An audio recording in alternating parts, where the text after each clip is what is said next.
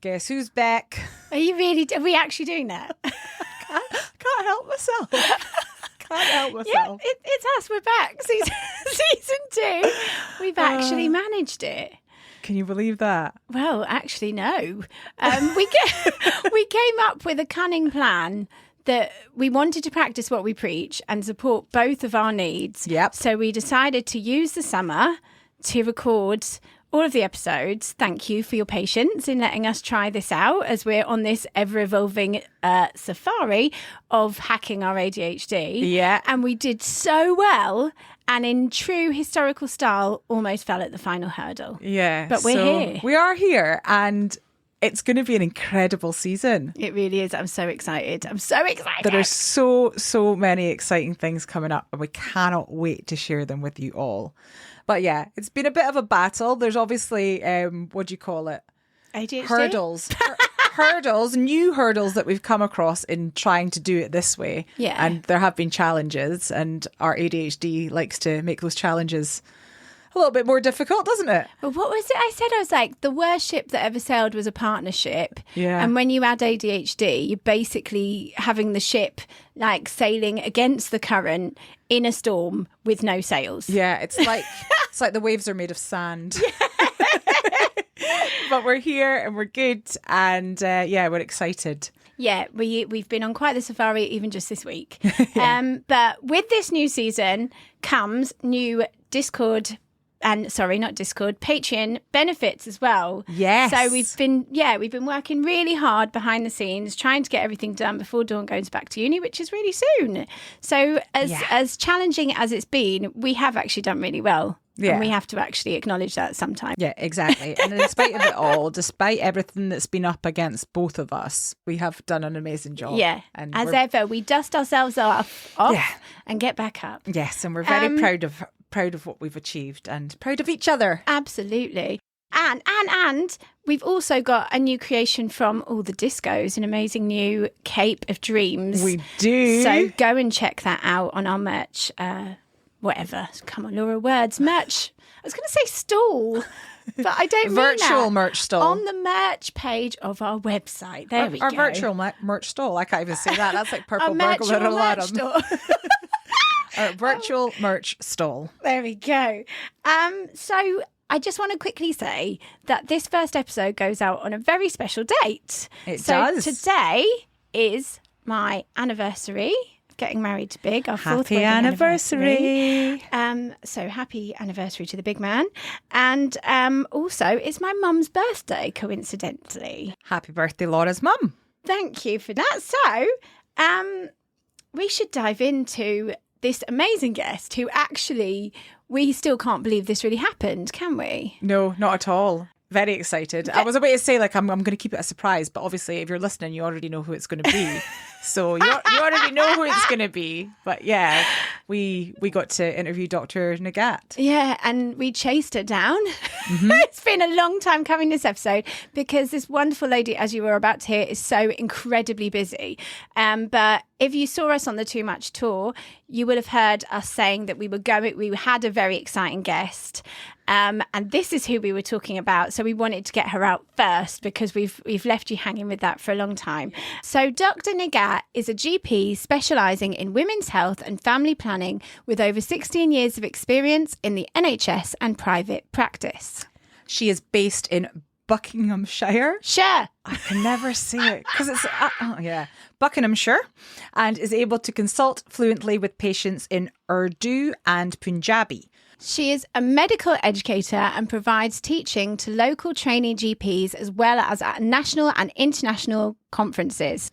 She was nominated for the National Bevan Prize for Health and Wellbeing to acknowledge her exceptional commitment to advancing wellbeing in her community. She has worked to raise awareness on menopause and women's healthcare in Black and Asian women. She presented her clinical work at the Menopause in the Workplace Parliamentary Committee hearing. She has also worked with Team Halo, a United Nations initiative to bring an end to the pandemic, and presented at the G7 Global Vaccine Confidence Summit that led her to being awarded an honorary doctorate degree in science at London City University for women's health, public health and inclusion. Easy for you to say. I know, there was a lot going on there. There's more and more and more. She is the resident doctor on BBC Breakfast, ITV's This Morning and BBC Look East, and she hosts her own Sunday breakfast show on BBC Three Counties Radio. She was also a contributor on Channel 4's documentary Davina McCall, Sex, Lies and the Menopause, and has made guest appearance on numerous podcasts tackling taboos around women's health. Dr. Nighat has regularly written for various publications, including Stylist Magazine, Hello, Red Magazine, Good Housekeeping Magazine, and Women in Medicine Magazine, and her work around menopause has featured in British Vogue magazine. And, not done yet... She's also an ambassador of a global charity wellbeing of women, Roald Dahl's Marvellous Children charity, the Good Grief Trust, Her Spirit, Seek Forgiveness, and Upon Noon. And now she's talking to us, pair of Wallies. Can you believe it? No, and what I really can't believe is how incredibly kind she was to us and believe by the end, not a dry eye in the house. Yeah. And yeah, we're just so grateful that she took time out of her clearly very busy life to talk to us on the podcast. Yeah, share her expertise, which are very much needed and very much appreciated. One more thing to add. I think regardless of your gender, I think this is very important to listen and understand. Yeah, it's like women's health awareness. Like we should all be aware. And we love it. Thank you so much. Enjoy. After you've enjoyed the new and improved jingle, obviously. ADHD has females. ADHD AF. ADHD has females. The podcast. We did it for the acronym.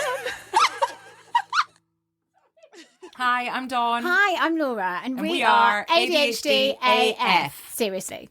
Well, that feels like a lifetime ago. Doesn't it just? Since that recording in May 2022, we have been on quite the safari. Mm-hmm. We moved to the same street at the same time, at the same age, with the same undiagnosed neurodevelopmental condition. But despite all of the serendipity and the similarities, our ADHD presents completely differently from each other. But make no mistake, it is equally debilitating for us both. Over the course of season 1, we used our voices to raise awareness, break the stigma, and share our experiences in the hope that they help others. And unbelievably, it worked, leading us to help listeners in almost every country in the world and creating ADHD-AF live events and an online peer support community, for all of which we're so very grateful. Despite all that, we're still just two rebels with a cause, having a blether from a tiny village on the beach in Aberdeen, Scotland. Two pieces of sea glass washed up on the same shore. Trigger warning. We cover some triggering topics, so please read the description of each episode before listening. We're not medical professionals, therapists or coaches.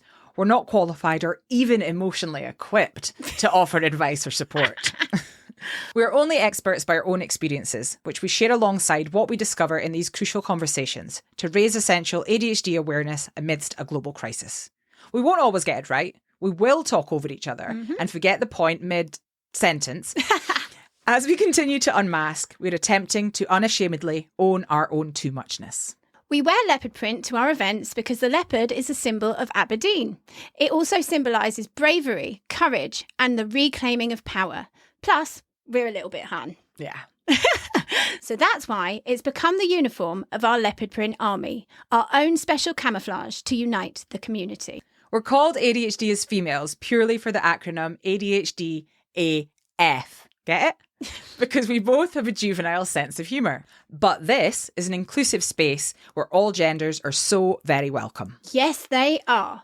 So join us as we continue to make some serious noise about this misunderstood condition to help others like us alongside raising awareness with a hope to influence systemic change so that those in need can be treated both medically and with the respect they deserve.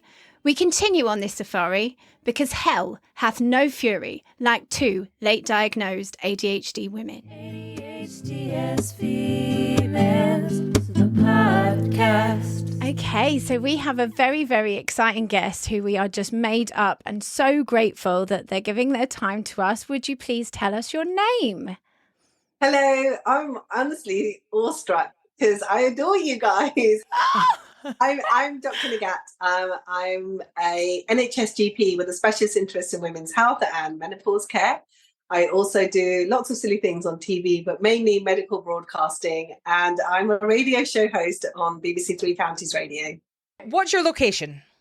I live in Buckinghamshire in Chesham. And do you have or suspect that you might have ADHD? No, but I do have dyslexia, which I know is totally different, but I do believe it's part of being neurodiverse. Absolutely. Oh, it is. It's under the same umbrella. Yeah, absolutely. And just to learn a little bit about yourself, are you a can't start or a can't stop person? I am definitely a can't stop. Are you a can't sleep or can't get up person? Oh, that's really hard. I'm an early riser, and I get up early, but I go to sleep very early. I'm like... So neither. I'll tell you how boring I am. I'm literally, I'm in bed by 9 o'clock, sleep by 9:30, and I'm up about 6 o'clock to go swimming. So it's not like I have an issue with sleep. Imagine having a routine. Living the dream there. That is like on a good day, by the way. So don't take that as verbatim. Are you an over-emotional or an impassive person? Over-emotional, heart on my sleeve. Yeah. And are you a texter or a talker? Oh, definitely a texter. Although that's only because it has spell check. And I've only recently discovered the joy of voice notes. But I have massive imposter syndrome. So I'm just like, oh no, my voice is going to be on people's phones. I do love a voice note. But then I ramble and they become mini podcasts. Yeah, that's true. I can't stop. So that's why texting is just like a couple of words, boom, done. Yeah. Are you into books or audiobooks? Audiobooks while I'm driving. I was going to say that's a perfect plug moment, but we'll come back to that. Going in or staying out? Staying out or going in, rather? I love a bit of both. I go out so much because of my work. I'm in clinics mostly every week, every day. So when I get a chance to stay in, it's duvet days. A mixture of both, actually. Amazing. And are you a cats or a dogs person? Oh, definitely a cat person. And the reason is because they freaking look after themselves. It's incredible. And I have 3 boys. And so I already feel like I have 3 dogs. Yeah. I come in through the doors and they're all over my legs and my arms because I have a 5-year-old and an 8-year-old. So I feel like I have miniature dogs already. Oh, bless you. So normally with ADHDers, as I'm sure you'll know, we can hyper focus on things and it can be very current because we'll be like, I'm totally obsessed with this one thing, but then that could change. Do you have a current hyper focus or do you have like a linear standard hyper focus that just keeps going? I have a linear standard of where I want to be. I become very focused on one particular area, which will spark my interest, and I'm thirsty for knowledge constantly. I'm then will go down that rabbit hole constantly. And this is why I think TikTok for me is not a good space. And I've learned to rein that in because once I'm in that rabbit hole, it will just take me down so many other rabbit holes. But I usually have a linear thread that runs through, which is my core beliefs that I have, a routine that I have, exercise, diet that I will have that just runs throughout, and then focusing on one or more things. I am definitely one of those individuals that multitasks. Mm-hmm. So normally we ask what got you here, but I'd quite like to answer that a little bit first. So we found out about you through an amazing podcaster called Clare Jacobs, who has a podcast called Mindvox Pod, also known as Single Parent Pessimist. So she's actually the first person who really introduced us to the link between hormones and ADHD, because as you may know, we only relatively recently discovered we had it, and we've just been on this, we don't like the word journey, so we say safari, discovering all about it. And it was Claire that brought that to our attention and said, you have to speak to this woman because she's the business. And then we stalked you and begged you to come on our podcast. And now we're left finding out all these things like perimenopause that we'd never heard of. Yeah. So, yeah. So that's what got you here. And we are so grateful that you are here. So what would you like the world to know about the links between ADHD and hormones? Because we are just learning. I think that the first thing is that we are still learning about the link between hormones and ADHD, even as scientists and clinicians, because it's so under-researched. What got me into this area is being dyslexic myself. So I know that the way I process things, being neurodiverse in that aspect, is totally different to my other doctor colleagues who aren't dyslexic. I also have dyscalculia as well, so my maths is awful. So I've learned to adapt that. And it's really rare that you get a doctor that is dyslexic at the same time, because we are this ultra academic world where there's a lot of things to read, a lot of things to focus on as well. But now we are discovering there are doctors with ADHD, and I've seen that in some of my colleagues. I've got doctors who have got Asperger's, autism, so it's a whole spectrum on neurodiversity, and it makes you extra special because the way that I learn things is so different to my colleagues who don't. And I think now I've realized that it is a superpower compared to it used to be something that used to hold me back when I was younger. So when I came into the space of learning about perimenopause, firstly, we didn't even know what perimenopause was. A lot of my patients didn't know.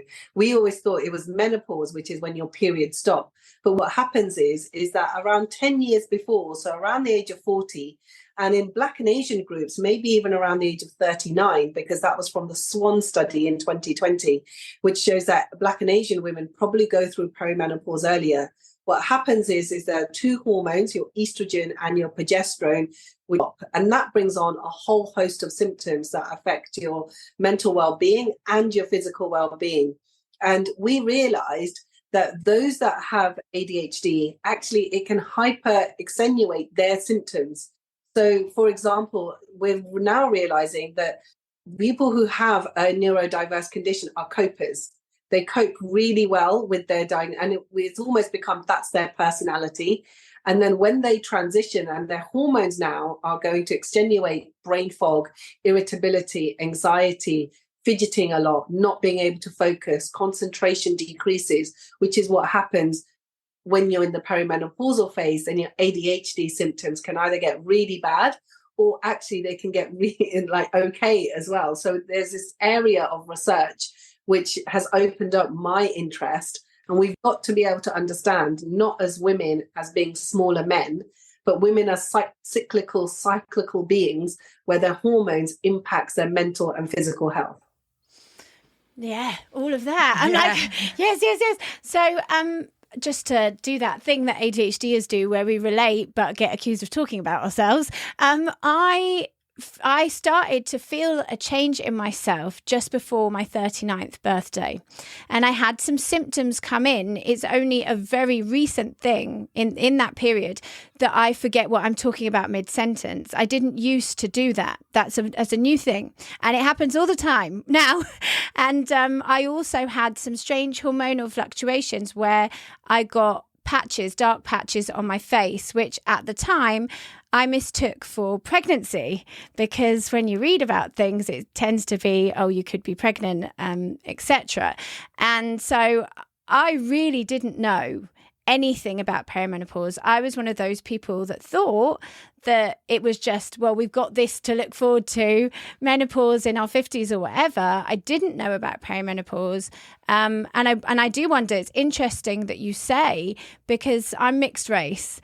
So that might lend to the fact that it started slightly earlier. But yeah, I've recently started on HRT.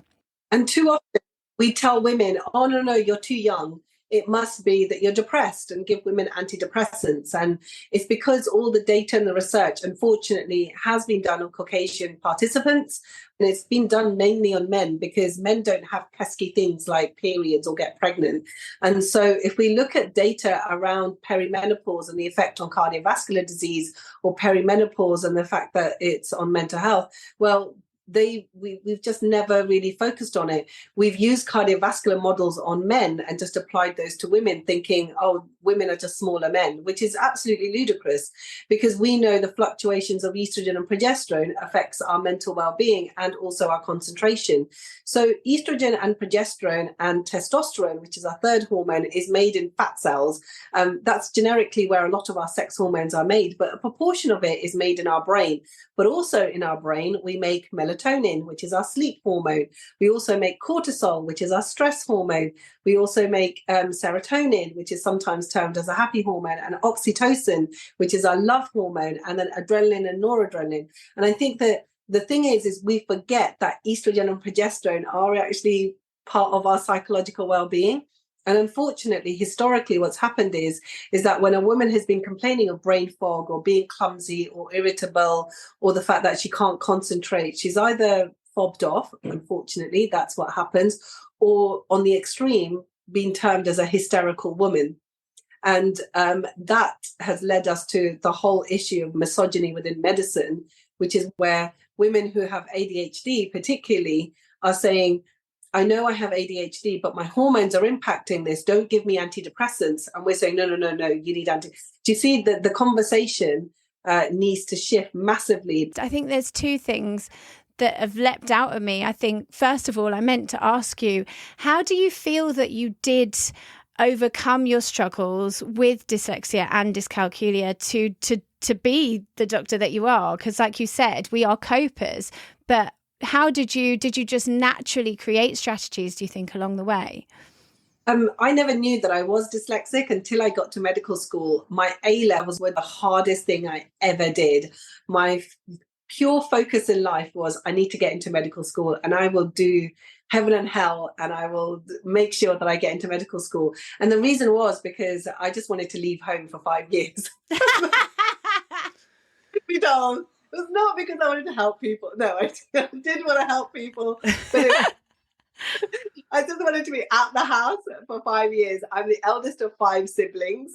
And so you can imagine it was a very busy household. And I was just like, right, I'm the eldest and I just want to own something. And also as a South Asian woman, I just wanted my freedom, and getting the freedom meant going off to school. And I had a good excuse to say to my parents, which is, oh, I'm going to be a doctor. And, you know, if you're a doctor or an engineer or a solicitor, then it's okay. Yeah. But if I was going off to do, I don't know, tourism, they would have been absolutely livid and said no, although tourism degree is very, very important. But I think that was my sort of coping mechanism, was that I just found that my way of learning stuff is on coloured paper. My way of making sure that words stick in my brain is that I make them bigger and I highlight the first 3 letters, which actually is something I've learned from a colleague of mine who has ADHD, that really works, because the way that I read words is I sometimes partially read a word and then my brain fills in the rest. And that's what ADHD people do as well. And what I also learned was that I need longer time to process things. So under pressure, I'm not the person that you want to do something quick. Although now I've got better, having to do so many emergency procedures as an NHS doctor.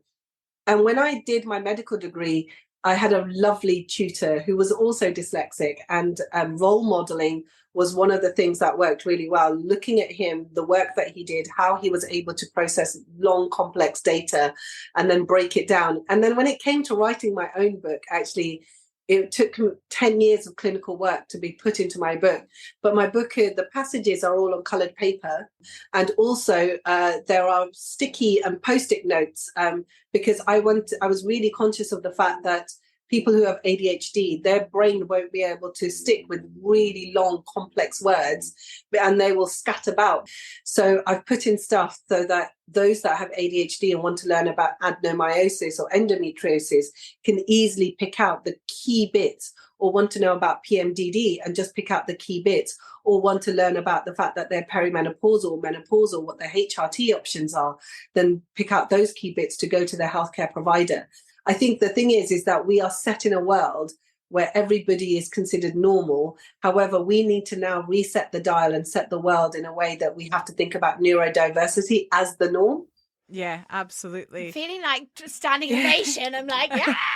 But that's it. It's like we always say, like, the world isn't going to bend for us, but the world needs to bend. It needs to start changing, and it needs to start accepting all areas, you know? It really does. And that's what I really wanted to do with my book, because if we look at everything, you're either the label or a tag of an ADHD person, and then you have all of this. But actually, why are we othering you? You should never be othered. I get, as an ethnic minority woman, it's like, here's the Caucasian experience, and then this is the ethnic minority. And it's like, no. like women are women, right? And why are we othering each other just because there's a label of some form, whichever society has chosen? And it starts with us to say, I'm more than the label that the society has put on me, because that this is my norm.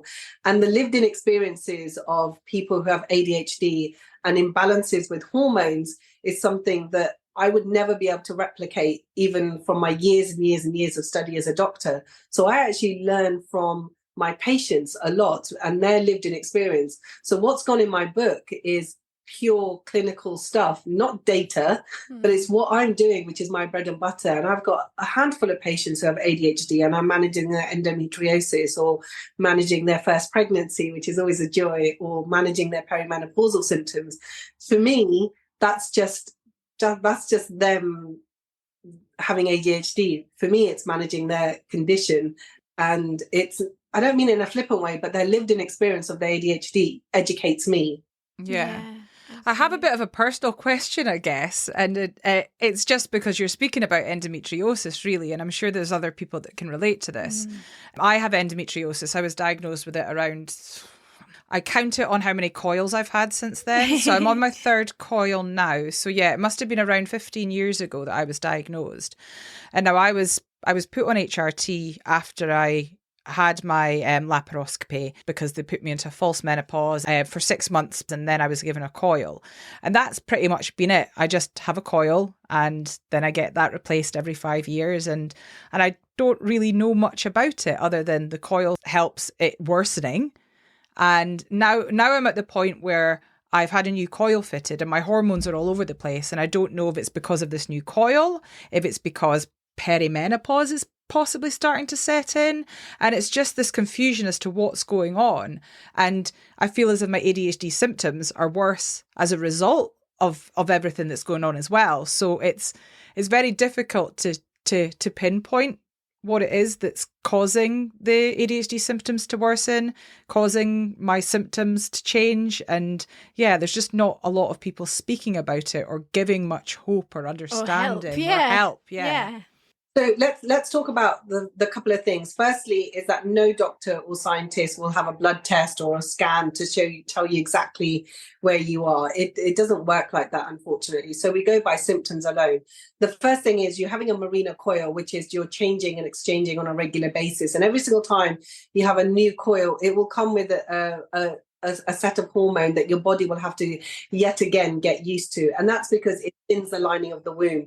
The reason we want the lining of the womb to be thin is because we don't want cells which are similar to the lining of the womb scattered about in your pelvis to make your endometriotic lesions worse, because that's why you end up getting the pain, the heavy periods, or pain on sex, or you might be getting adhesion scars depending on how bad endometriosis is. And we don't want the endometriosis going beyond the tummy and the pelvis, because we now know that it's an all-over condition. Endometriotic lesions have been found in lungs of some people, and we never used to think that before. And now I'm looking at data from colleagues in America who are saying to me, oh my goodness, we found lesions and cells that are similar to the lining of the womb in women's lungs. And that just shows how we've underestimated this condition, and why we desperately need, it's a race against time to understand it and get a cure, hopefully, or a management plan, so it doesn't take us 7 years to diagnose a woman. The whole reason that you're having addition to the endometriotic lesions is every single time the lining comes away, then those cells add to those lesions. So those lesions, even though they're not in the womb, break down as the changes of the hormones happen, and then they scar together, or they add to the bleeding process. So having a coil, if you're not planning to get pregnant, is absolutely the perfect thing to do. Exchange it every 5 to 6 years. Then we've got to understand, apart from your ADHD and your endometriosis, you're a woman who's transitioning. So you're transitioning from your puberty years into your perimenopausal years. And if you're around the age of about 40 to 45, then yes, the perimenopausal changes are going to impact how that coil affects you. So the coil is doing its job. It's going to stop the endometriotic lesions. The thing that it won't do is add to or change the normal transition that you're expected to go through, because you are biologically programmed to do that.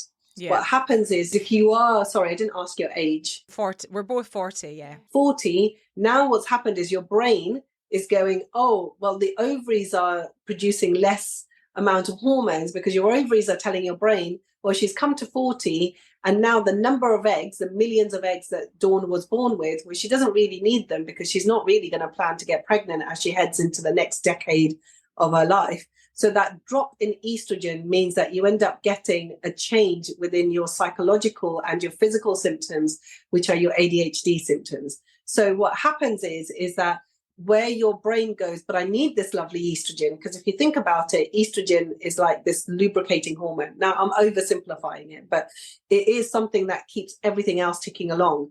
So when estrogen drops, because you're going through perimenopause and your ovaries are dropping the hormones, then your brain goes to the fat cells. Can you produce a bit more? And your brain tries to produce because it's built for survival. You don't want to just survive. You want to thrive. So your endometriosis is dealt with, but now that transition is hyper-extenuating your ADHD symptoms. And it is that chicken and egg. So what we would do at this stage is have a real conversation of holistic things that you'd want to look at. So it goes back to, is it alcohol that could be making the symptoms worse? Is it lack of sleep? Is it stress? Are you doing enough mindfulness? How much exercise are you getting? What is the nutrition that you're having? Are you thinking about changing and diarising your stuff so that you are able to, because you're a coper, to cope with your ADHD symptoms and allow the transition to happen? Or do we at some point need to consider adding in estrogen on top of the coil that you've got in to help balance your body and say, don't worry, brain, we are giving it estrogen so the rest of the stuff can cope for itself? Amazing. Thank you. So much information. And I guess that's going to help some of our listeners as well. Absolutely. 100%. So it's interesting that you said there's no blood test that can give that information. You can't diagnose any of this from a blood test. It won't tell you. And I didn't know that. So when I went to the doctor to speak about, because my periods got more and more irregular, I spoke to a nurse, I spoke to a doctor. The doctor said, we're going to give you, they said, oh, no, it can't be perimenopause, even though I've just turned 40. They gave me a blood test and I went, we've got a community. I went onto the community and I said, oh, I've just had this blood test. And everyone went, well, that's nonsense. The blood test isn't going to tell you anything. Anyway, got a text message. Your blood is fine. For what? God knows. I don't know. And I didn't hear any more. And then very recently, I just started bleeding and I did not stop. And it was for the best part of a month. It was a real ordeal. It was really awful. And eventually, I spoke to another doctor. It was a whole ordeal, but I eventually got listened to and they put me on HRT and it stopped. But it's still all very recent. But it does feel quite distressing because none of that really needed to happen if anybody would have listened to me. It's been like a couple of years of me saying, well, this isn't right. My periods are definitely changing. And I've just been told, well, you're too young and it's nothing, that I would have to go through the ordeal. Like, I really thought that there was something very wrong, It's not on. And I'm so sorry, Lauren, that you've had that experience. And honestly, darling, you're not on your own. I get so many patients and so many women on my socials. And that's why I started making TikToks, because it's opening up that conversation to say these are the guidelines. Now, the NICE guidance are really clear. And they were updated in 2019 that women below the age of 45 need to do what's known as a follicle stimulating hormone. Now, that follicle stimulating hormone just shows us what the level is of the hormone that is going to be ticking along the follicles in your ovaries. However, if you're below the age of 45, we then would need to do a test 6 weeks apart just to check whether that level increases. And if it increases and it's really high, then it can show us that you're in the menopause. Menopause is 1 year without a period. Postmenopause is 1 year and 1 day without a period, and you're postmenopausal for the rest of your life. However, this is the sort of the kicker. The FSH, the follicle stimulating hormone, isn't actually that accurate. And this is even the next kicker in the nuts, is that it varies from lab to lab. This is how crazy it is. And we can't make up our decision as to what is the normal range, again, because women are under research. So what the NICE guidance says is that for diagnosis of perimenopause or menopausal symptoms, then we should do either the green climacteric scale, and anyone listening to this podcast can Google that and find the scale, or what they can do is go by their menopausal symptoms. And now there's so many apps out there. Dr. Louise Newson has her Balance app, and you can track your symptoms. And I make the diagnosis on symptoms alone, not on blood test. However, saying that, the other caveat is a very good doctor or a very good nurse or a clinician should make sure that we're not just thinking along the lines of perimenopause. We should be thinking, could there be another underlying reason why your periods have become erratic? Is there a thyroid condition? Are you becoming anemic for any reason? Is there a liver condition? Do I have to worry about, God forbid, a worrying cancer or anything like that? Because we can get very blinkered in our world. And this is why GPs, generalists, are the best people placed to do menopause care, because by the very nature, our training of many, many years involves us being generalists all over the body. But then, unfortunately, where we fall down is not everybody has an interest in women's health. I have a weird interest in women's health, and I did extra courses and extra exams and out of my own time and learn on the job, as well as going to various conferences and picking up those skills and those accolades along the way to harness what really interests me. But my colleague down the corridor in my surgery doesn't really want to be bothered about women's health. He or she wants to talk about bones and joints all day. And they've gone on loads of courses and accolades and conferences to learn about knee injections and joints and how to help arthritic patients.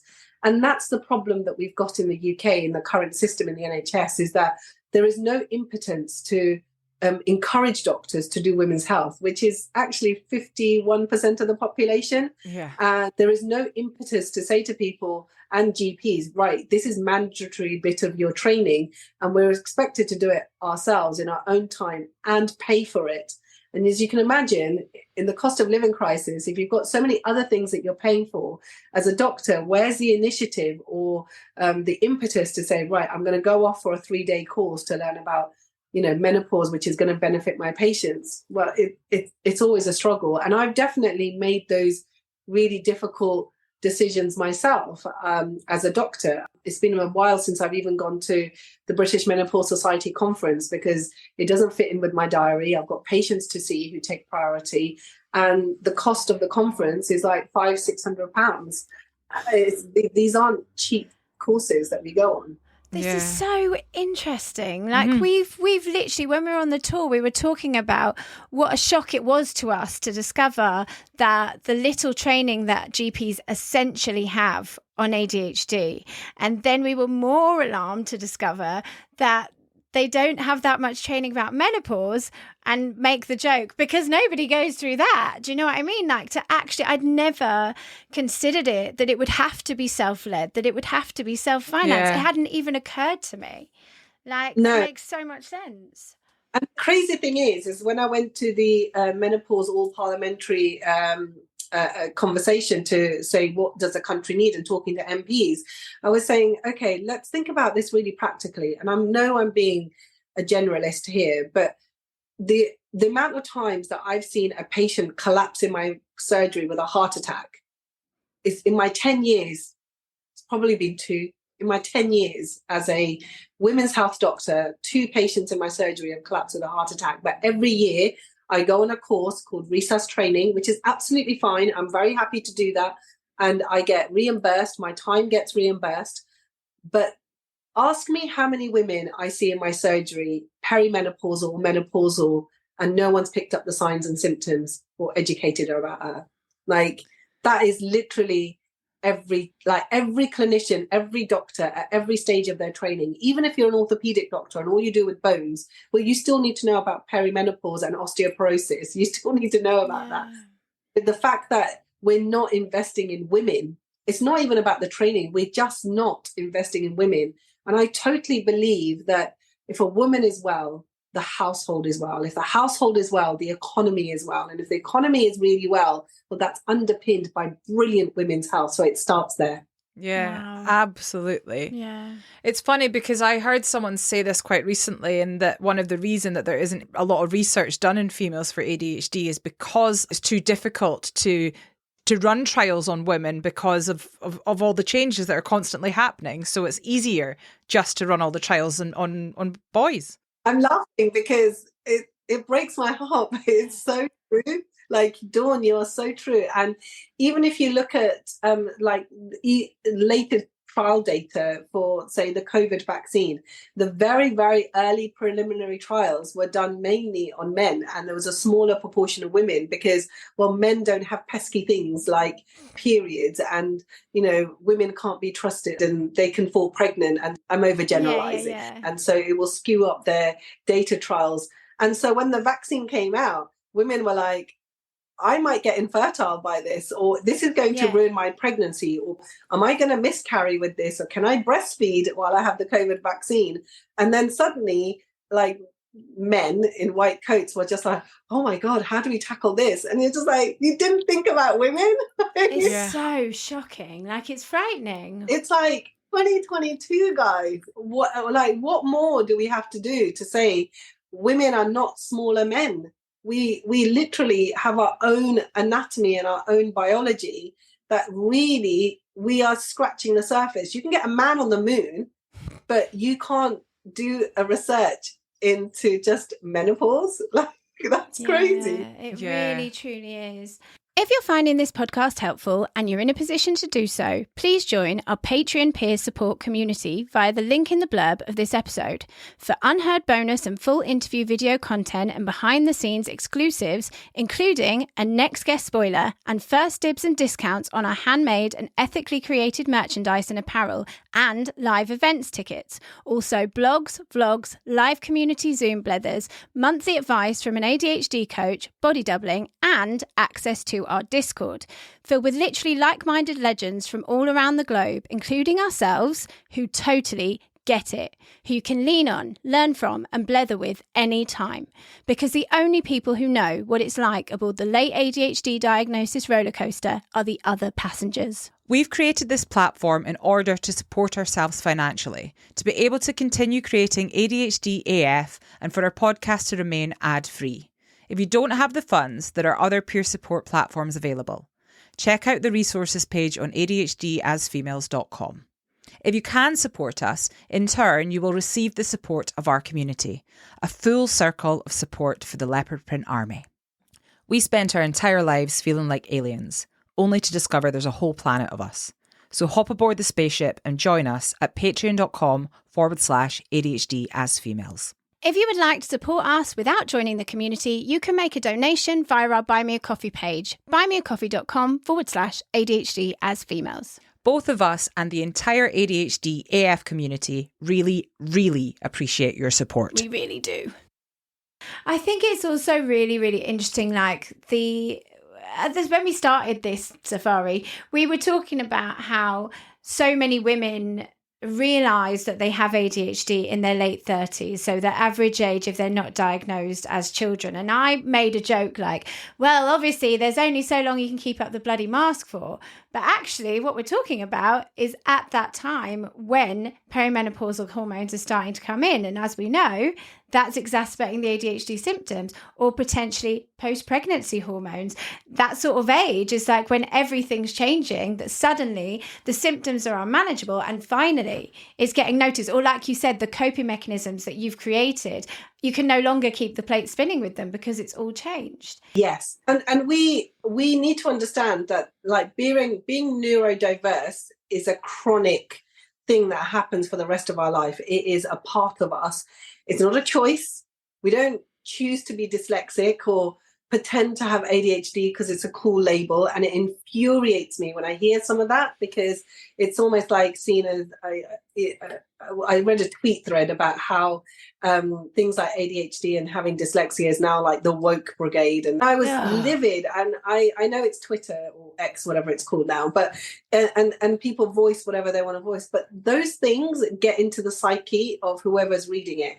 And what happens is then it pushes those individuals who are neurodiverse not to want to disclose their diagnosis because they're embarrassed, and the shame and the stigma that comes it, because none of us like to think that we're not normal or different in any way that will make us stand up. None of us want to do that because it's horrible being that individual that's different from our cohort. And so when you are discussing things like ADHD and neurodiversity, we need to always say, look, this is chronic. and any other things that come with it, whether it be pregnancy or puberty, or whether it's perimenopause or postmenopause, or whether it's the sort of the latter end of our life, God forbid that we end up getting cancer at some point.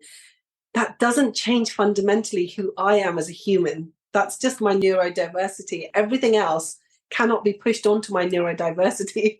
There's a really good comedian who I follow on TikTok, and she was just like, broken leg, it's got to be your uterus. Like, if you got, you're not sleeping very well, it's got to be your uterus. And there is this thing that we then put everything on your ADHD. Okay, you've got brain fog, it's got to be your ADHD. Well, no, it could be perimenopause, for goodness sake. Yeah. And I think that the thing that has come about more so is the fact that we gaslight sections of community constantly, more so, and I say this as a dyslexic person, the neurodiversity community. Like, we gaslight them endlessly because we know. You know, it's got to be ADHD, it's got to be autism, or it's your Asperger's doing this, and you're just like, no, like, you need to take me seriously here. And I feel like I'm like the only woman shouting about it, but I don't know what to do apart from say, no, we've got to think of women as whole beings. Yeah. Well, thank you for shouting it. That's amazing. Absolutely. Could not agree more. What would you like our listeners to know? So if you could give them any information to help them, obviously predominantly our listeners do have ADHD or suspect they have ADHD. Or they're on a list and being perturbed by stupid tweets like that to even go and get the help that they need. So they're our listeners. So obviously I'm going to be selfish as a women's health specialist. And I would just say, firstly, if you're on the list waiting for a diagnosis, having ADHD is a real condition. I feel awful saying that in 2023 is a real diagnosis. And there are so many coping mechanisms that we have out there for you, but it's not a disease, and it just makes you unique and special in your own way. But a couple of tips, I've got 3 tips for your listeners to take away. One is, as a GP, please always keep symptom lists. I know sometimes it can be really hard to keep a symptom list because of concentration and you've got lots of going on. But even if you jot down in the notes bit of your phone app just to say, these are the symptoms that I'm getting, that really helps because it allows us to jot and join the dots along as doctors. Number 2, please never expect a diagnosis on the first consultation. Most likely, I'm going to send you for investigations. I cannot just say, this is what it is by seeing you. So if you're having heavy periods and you're coming in, then I might actually go and send you for an ultrasound scan. I might want to do a blood test, make sure that you're not anemic. I might want to check out underlying reasons for the symptoms that are bothering you the most. Lastly, psychological symptoms will impact your ADHD, especially as you're transitioning at different phases of your life. So puberty years, so because I'm aware that there will be younger listeners to this podcast as well. And now puberty periods can start even around the age of 10, and that's normal. Again, when you're transitioning into your fertility years, and that's when you're planning a pregnancy, coming off contraceptives, maybe even after having a baby, breastfeeding, that will all impact your psychological health. Remember, as I was saying earlier, it's because your brain makes those all wonderful hormones for you. And then finally, you are literally as the person who is in control of your healthcare. So be educated, Dr. Google everything. And I say that as a doctor. But always be empowered. There's a difference between being empowered and then being sort of persistent and aggressive. And I think that when you find a doctor and you really like them, you can always pre-book your appointments 6 weeks in advance with that same doctor in your NHS practice, and then keep going with that doctor so that you can find a solution to whatever you're going through. That is sound Amazing. advice. Gosh, Thank you so much for that. Super helpful. So Laura and I both tried with the NHS to get our ADHD diagnosis. And in the end, we both ended up having to go privately. What I struggled with the NHS is the lack of information when it came to getting that diagnosis, to getting that assessment done. Obviously, I was told I was on a list, but I wasn't told how the process was going to go. I wasn't informed before I went to that first appointment with my psychiatrist that this was the first of an undisclosed number of appointments, and there was very little information. So I did go in there that day to that first appointment with an expectation of coming out with a diagnosis. Now, that was built on the fact that through my university, I'd already been diagnosed by an educational psychologist, and I had a full report, which I had already given to my doctor and to the psychiatrist that I was seeing. But when I went in to see that psychiatrist, at the end of the conversation, I was told that this was the first of potentially 8 hours worth of conversations to get to that diagnosis. Obviously, that was heartbreaking for me, and I really struggled to cope with that, and like so many do. But then, on the other hand, we see people that can go for a diagnosis and be diagnosed in an hour. And this was one of the things that I mentioned to my psychiatrist when I didn't get my diagnosis after that 2-hour conversation, to which he told me it was just how the process was within the NHS and that it's more thorough, which to me felt like he was invalidating people that had had private diagnosis or a quicker diagnosis.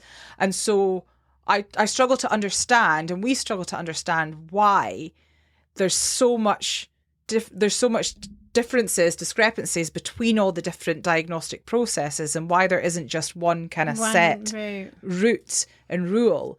And so that was really long-winded, and I do apologise. But it was more about, like, if you as a doctor yourself could implement change to this diagnostic process, what would that be, and why do you think it is the way that it is right now? So let's start at the basics of what we use as structures for services within the NHS. And we use a NICE guidance, and there are actually ADHD NICE guidance that are available, but they're extremely difficult to interpret because they're not standardized. And the reason I say that is because there isn't a standardized questionnaire. So in the private sector, they don't actually have to follow NICE guidance. It's recommended that they do. But in the NHS, they do follow a standardized form, but that's for the NHS. And so if anyone does a private one, we will say in the NHS, oh, we'll have to do our own one. And I think that's the discrepancy, number one. Number two is that then the services available to have the people who are trained in ADHD. Remember, it's still implemented that clinicians will take their own time, their own funding, their own costs to go away and have this area of specialisms, because everything set up in training is that you're generalists. Then we do have a massive issue with retention of healthcare staff or clinicians who are interested in healthcare even now, who are not staying within the system. And then finally, okay, so you've got your diagnosis of ADHD, which is a chronic, lifelong diagnosis. It's going to be with you. How is that going to impact you, and what services can we have in order to make sure that you are given coping mechanisms? And I go back to that whole point of being copers. Well, we don't have that because of, again, it's cost and resources that we don't have. And that is literally, for me, what I see as the crux of the issue when it comes to neurodiversity. We have a similar issue with the dyslexia world. Getting a diagnosis is so difficult. And I know ADHD and dyslexia are different, but I'm just thinking if it's all about neurodiversity on this podcast, then these are the steps that need to be put in place. And unfortunately, it's because for too long, it's not been seen as a problem. It's been fobbed off and fobbed off and fobbed off. And when that happens, the infrastructure in the healthcare sector, in the NHS, isn't there. And that is what we are still battling. So currently in my area, when I see a patient and I suspect ADHD, I have to refer them to the local council. Yes. And then they do their first assessment using the criteria from NICE. So they're trying to take the work off doctors, which I can completely understand. But this is a person who is now got a year-long wait because they're still undergoing training for the ADHD assessment process.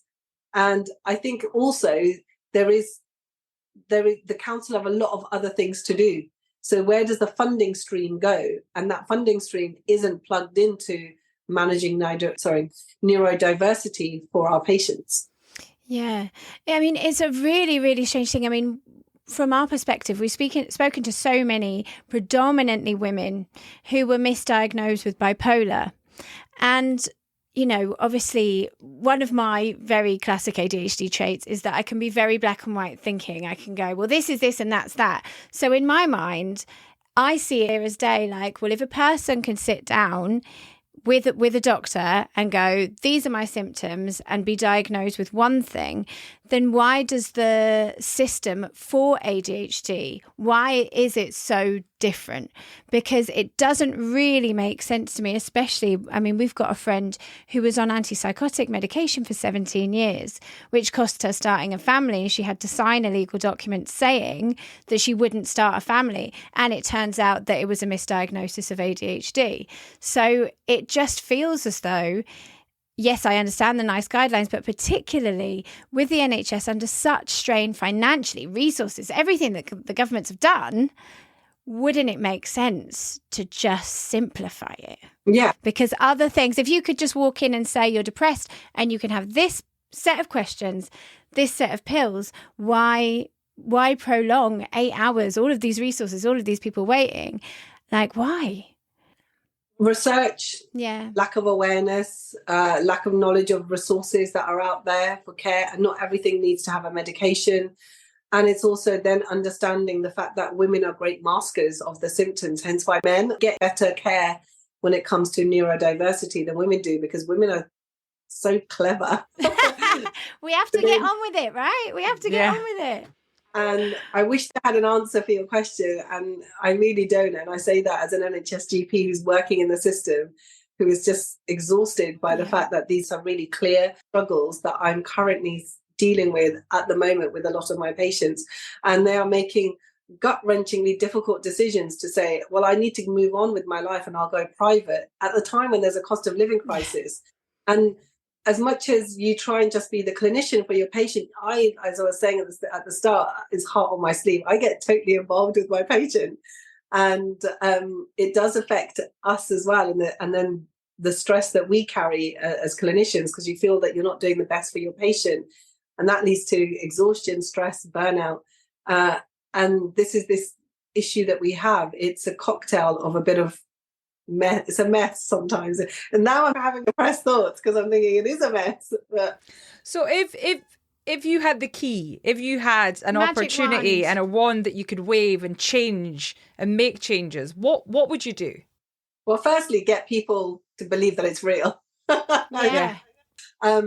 And I don't actually think money is the issue. I really don't. I think this is why podcasts like this work really well. It's awareness and putting your head above the parapet and sharing your experiences, because your lived in experiences educating me and listening to your stories. I'm thinking, oh, actually, I should just pick that up with my patient when I see them. And I think what you don't know, you just don't know, do you? So Yeah, of course. listening to each other's stories and then just saying, this is not taboo and I'm not ashamed about it. Having doctors who've written books saying, I actually have dyslexia, and then encouraging parents of children who might have dyslexia to say, please read, because there are ways to cope and there are things that you can do. And it doesn't stop you from becoming a funny doctor if you want to be. And then the next thing is that actually listening to those communities who are neurodiverse, because they have their resources on their fingertips. They're copers. They've done the work. What we need to do is provide equitable access to be able to learn from them and let them do more of that within their own communities. So it doesn't actually require work, but to take that initiative requires work. Yeah, it's that nothing about us without us. Yeah. Absolutely. Can we talk about your book, please? Some more. Tell us more about your book. Yes. So my book is essentially a sprinkling of my 15 years as a clinician, 10 years as a women's health specialist. And it starts at the life journey of a woman, because we are all on a journey. And it's essentially your puberty years, your fertility years, and your perimenopausal and postmenopausal and beyond. And this is a generational book. By that, I mean the daughter can read it, the mother can read it, and the grandmother, all in a household. Generational conversations happening, which have probably not been happening because we have been in silos all the time.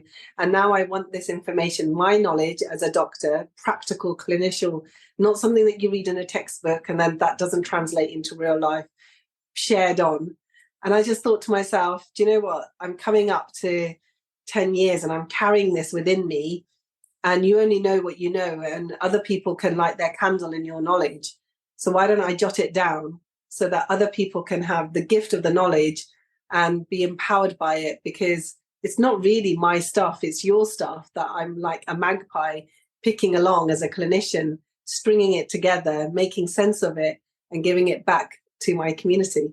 I've literally got I know. goosebumps. It's like the manifesto. It's like, this is it. I love it. All of your It stuff. reminds me of the quote that your husband says that neither of us can ever remember properly. It's like Planting the seeds for the trees of the shadow, the shade that you'll never We can need. never remember what it is, but that. Yeah. It really started because when I came to the country, I was 9 years old. And so I was the first, child of an immigrant learning English. And so I learned English really quickly because I suddenly was in this country and I was told as a girl I could go to school for free. And I was like, what? Wow. Like, it was all Christmases or all my Eids had come at once. It was amazing. And so I started translating for women in my community who don't speak English, like stuff about periods, stuff about miscarriage, stuff about perimenopause, stuff about, endometriosis or adenomyosis. And these women didn't have the lexicon. And so I would substitute and find words that I could then explain to, a doctor who didn't speak the language and is white and at the time male and middle class. And I realized recently, especially sort of in the pandemic, which was an eye-opener for me, that 9-year-old Nighat, what she was translating is what nearly 40-year-old Nighat is still translating. And women don't know enough about their bodies. Women don't know about what's a normal period, that painful periods are not the norm. And we've normalized so much when it comes to women's health, or giggled over the word vagina. Did you just giggle? I did just giggle. And it's fine. The giggling is okay. But I think that as long as there's no shame attached to it, and for too long, we have had a shame attached to our normal biology, or it's been hypersexualized. And I thought to myself, I wish there was a book that could just sit on any coffee table that dads could flick through. So there's lots of advice for dads in there, how to talk to your women in your life, your daughters about periods, the woman that you love, about perimenopausal symptoms. And it wanted to be for my neurodiverse community, because I do feel I'm part of the dyslexic community. And so accessible information there. And also it's short as well. So it's done very much in the TikToks that I create, very short, succinct, or my reels that I make, so that people just get the information, because everybody's got busy lives. I completely understand that. But it's a conversation that everybody in the household could have, and it just could sit on a coffee table and you can just dip in and out of. And there is stuff about ADHD and menopause in there. That's amazing. Wonderful. Honestly. I feel like I've got more questions. Can I quickly do a couple more? One is when you talk about this painful period, or when you hear people talking about PMDD, it is like you say, we've normalised so much. Like, how do you quantify? Like, how do you know if that's a normal amount or if that's too much and you're too upset? Like, how do you quantify it? Symptoms and what's normal for you. And PMDD, which is premenstrual dysphoric disorder, is actually not, it's your hormones or your hormone imbalance. We've realized now that PMDD is a severe form of PMT, premenstrual tension, and it's where hormones actually interact with the function of your brain. And that's where your symptoms are far more extreme. So you get on the extreme suicidal thoughts, extreme levels of anger, extreme levels of irritation, extreme levels of clumsiness. You might get breast tenderness, aches and pains as well. And that usually happens about a week to 3 days before your cycle starts. And when your cycle starts, it's like, oh, the fog has lifted and now your PMD symptoms get better. But that is debilitating. Anything that's debilitating, stopping you from doing activities of daily living, is not normal. Yeah, absolutely. I had one more thing and it's just fallen out of my head in typical manner. Oh, it was important as well. What was I going to ask you? You think about it. I was going to say, with your book, just in case we missed it, because the audio sometimes plays up a bit here. What is the name of your book? It's called The Knowledge, Your Guide to Female Health from Menstruation to the Menopause. And it's available on all retail shops, online. And it's #1 in the health section on Amazon. Oh. Woo! Amazing. Congratulations. So. And is there an audio available at all? There is an audio version. And I've got a really quick story if you've got time. Because being dyslexic, doing the audio book is the worst thing you can ask a dyslexic person to do. I do go off-piste in audio. And on my audio, I start adding in other bits that I've learned since writing the book, because I've written the book a year ago. And then I'm like talking to myself going, oh yeah, I just need to add this. And then I start laughing because of the stuff that I've written. I'm so happy to tell you that I remembered the thing. Yay. I remember the thing. So, one of the things when we were learning about hormones and how it can exacerbate your symptoms or take away from your coping strategies, it's just a big change, right? I was so afraid to start going through perimenopause. I was like, right, I've just kind of got my head around this ADHD thing and I know what this is about, and now things might get worse.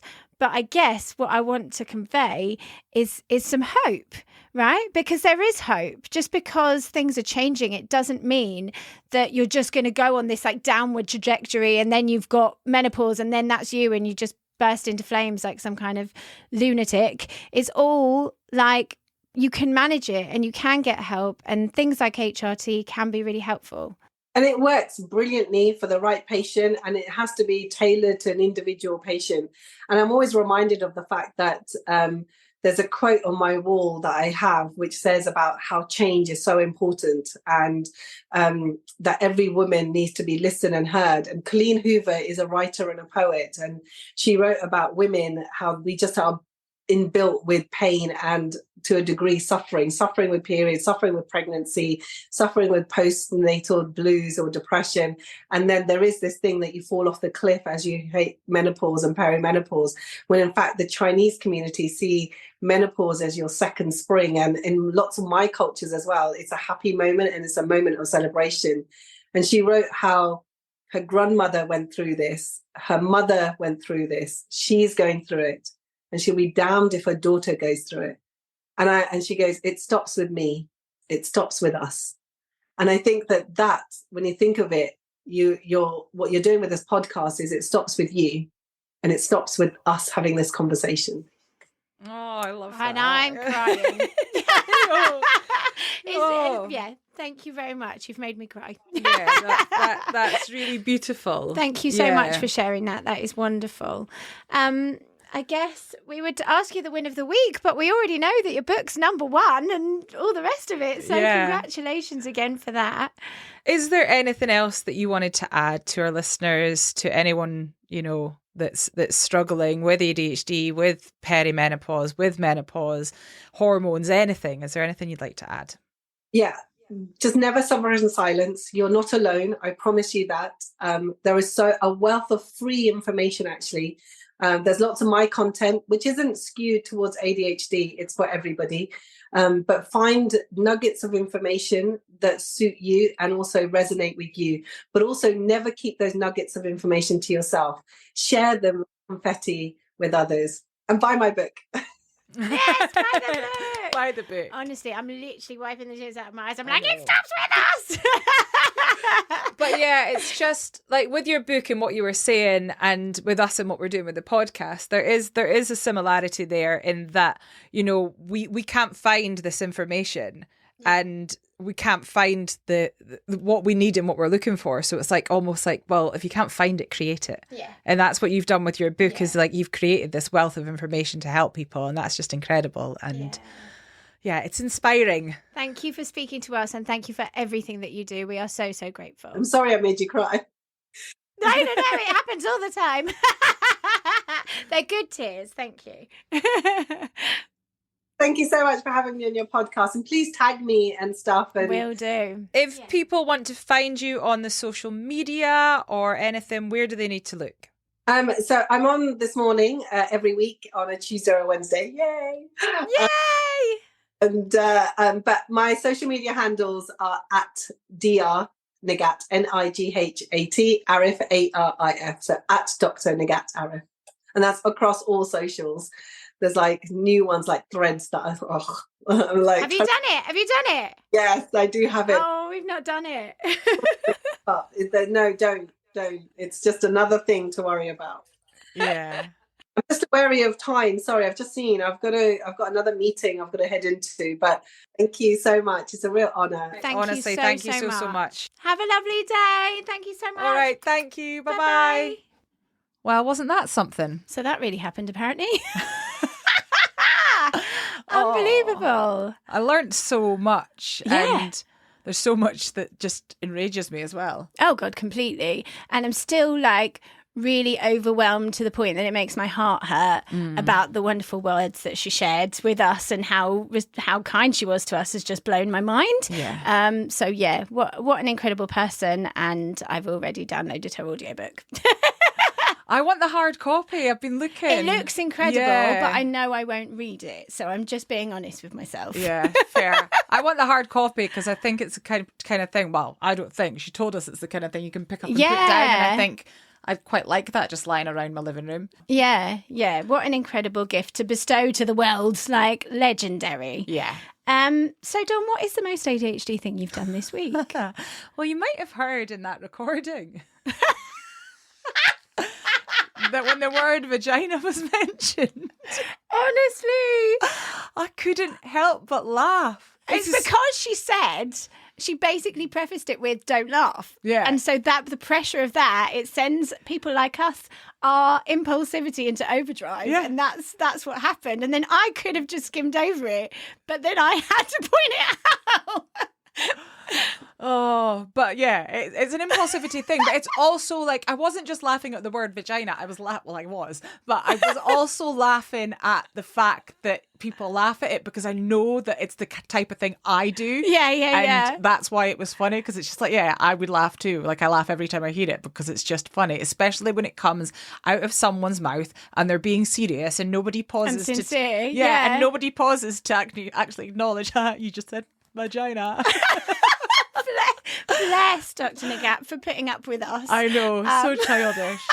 But yeah, it's like every time I see the letter, the number is 69. We both go, we both do it. It doesn't matter if I'm on my own, wherever I am, and if I'm in a place where it's not appropriate, I will still go, woo, inside of my head. Every time. We know it. Every single time 69 comes out, we both go, woo. So funny. And so now yeah, I don't want to. that's Well, my mum's listened to this so much, but there you go.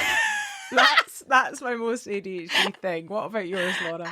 So mine is not boasted, I didn't mean to be boastful, but having talked about how ADHD medication has meant that I tidy up the kitchen as I go along. I've said that in live shows. I've said that on tour, whatever. And I used to use every cup, every spoon, everything. So by the time you sit down for dinner, the whole kitchen is just splattered with everything and everything is used. Yeah. And now, bit by bit, without consciously making the decision, I tidy up as I go. And it was an interesting side effect. But not the other day. So this week I was cooking, and whilst I was cooking, I took the almost full large bottle of olive oil, which I always just put in the wine rack next to me. So there's like a wine rack thing built into the cupboard, and I just slot it in there because there's never any wine in there. So I just slot it in there. And on this occasion, for some reason, I hadn't put the lid on properly. Uh-oh. And I, completely engrossed in making dinner, didn't notice until I needed to get something else out of the cupboard next to me on the ground. I turn around, and at least 2/3, maybe 3/4 of the whole bottle of full olive oil had glugged into all of the compartments of the actual wine rack, because I put it in the top one, all over the floor, and there was hardly any of it left. And it was, an absolute disaster. So it serves me right for I can do kitchen tidiness now, and then just caused complete disaster and shouted a lot at myself. But in hindsight, it is funny. Yeah, of course. And that is the point of our shame eradication segment. It's like, I'm sure other people have done that. And if you do that, you can, It's just of all the things to spill as well, it had to be oil. It was a nightmare to clean up. What a waste. It was ridiculous. But hey ho. Each week, obviously, we put up on the socials on a Saturday, what is the most ADHD thing you've done this week? We would love you to share yours because it connects us as a community. We're eradicating shame. We're laughing at the things that would normally make us cry. And it means you can chat to each other in the comments. Yeah. And we will go through them as well and pick our favourites. And at the end of the year, we will have a special episode at Christmas time. And they might even get featured in next week's episode. Well, yeah, that's true as well. Yeah. So, do share them because it's a really good way to connect and, eradicate shame. Have a laugh on a Saturday and you might get yours on the podcast. Yeah, Yes. absolutely. So yeah, hang on a second. What else? Was there anything else to say? Okay, so finally, I do just want to say happy birthday to my mum. Happy birthday. My mum's life has inspired my own optimism Yeah. in the face of things looking impossible. I'm always like, no, but nothing is though, is it? Like anything could happen. And that comes from her. And I'll go into that at a later date. But the point is that things that seem very unlikely can happen, and that amazing things can fall from the sky when you least expect it, rather than just the lead weight of doom, which is how I used to see things. Yeah. So with that in mind, we are still going for something that is seemingly impossible. So it is very unlikely that we'll get Listener's Choice in the British Podcast Awards.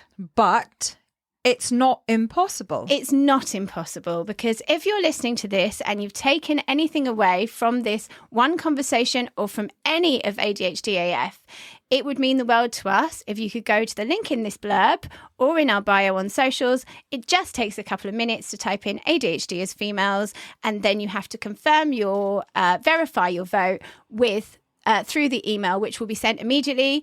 Might end up in spam, but it's really easy to find. Just type in British Podcast and it goes through instantly, and that's your vote counted. And yeah, it's unlikely, but it isn't impossible. And I have that optimism. We're going for it anyway. Yeah, we're going to give it a bash, and we need your help. So that's what we're asking of you. So thank you very much if you do that. And we hope to speak to you in our community. Yeah. And we just hope that you've enjoyed episode 1 of season 2, and we are very excited for the rest of the season. Yes, we are. See you next week. Bye. ADHD as females, ADHD AF, ADHD as females, the podcast. We did it for the acronym.